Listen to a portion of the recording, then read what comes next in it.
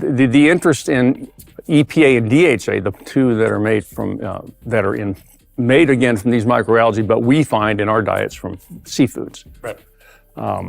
That whole story began with Eskimos in Greenland. Some Danish doctors in the 1970s were fascinated with the idea that there seemed to be very little heart attacks among these native, the Inuit in Greenland. Then they analyzed the food. They discovered these odd long-chain fatty acids in the blood and the food of these people, and that they really hadn't seen before. It turned out to be EPA and DHA.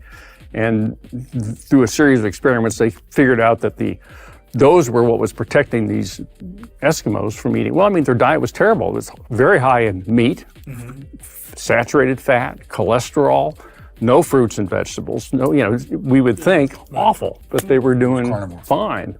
This is really what started the omega-3 revolution.